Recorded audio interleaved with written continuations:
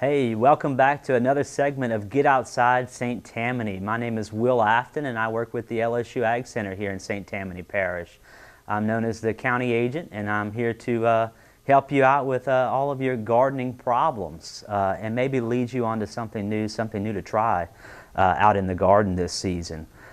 Today I have with us a selection of gardenias. Gardenias are spring flowering shrubs that are very common in Louisiana landscapes. You definitely see one in almost every yard. Those pure white flowers and high fragrance make it a favorite amongst gardeners across the state and across the Gulf South.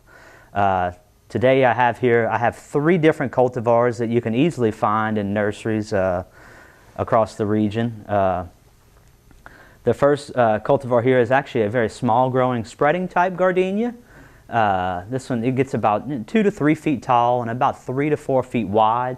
It has a very spreading light growth habit, so it almost works as a ground cover. Like all gardenias, it has an evergreen leaf and white flowers in the springtime.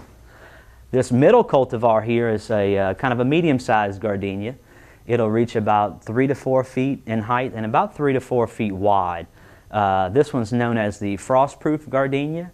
And the frost-proof gardenia is actually one of the first selections in the Louisiana Super Plant Program put on by the LSU Ag Center. That's a plant program that highlights very easy to grow plants for the beginning gardener and to give you a list of something to start with. Frost-proof gardenia, like all these others, nice white flowers and highly fragrant. The last one here with the bigger leaf, this is a larger growing gardenia. This one is called August Beauty.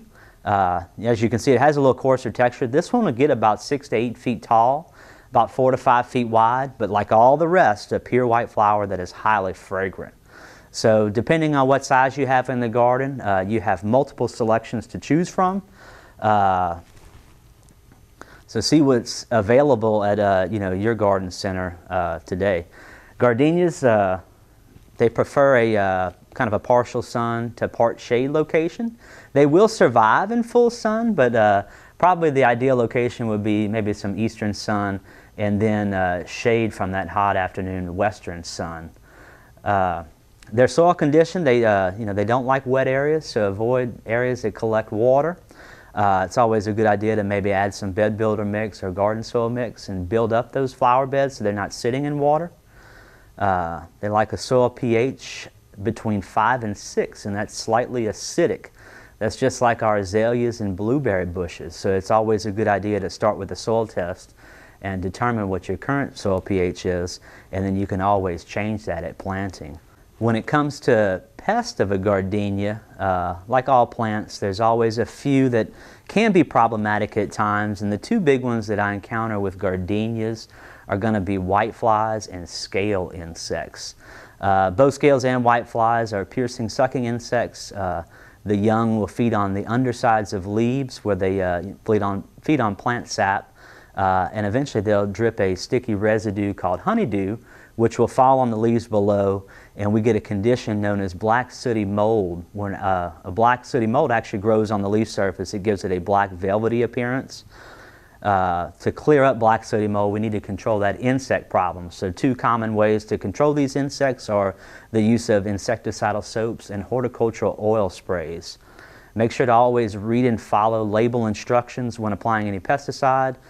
With both of those products, it's imperative that you get good coverage. So you must spray the bottom sides, the top sides, all the stems and twigs to control that insect.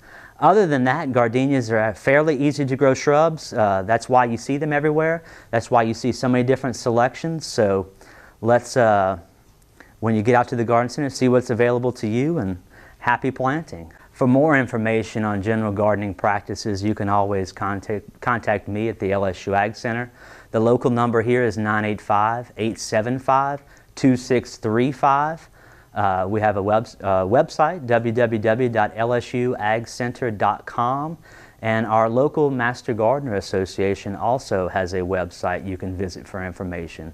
That's www.stmastergardener.org.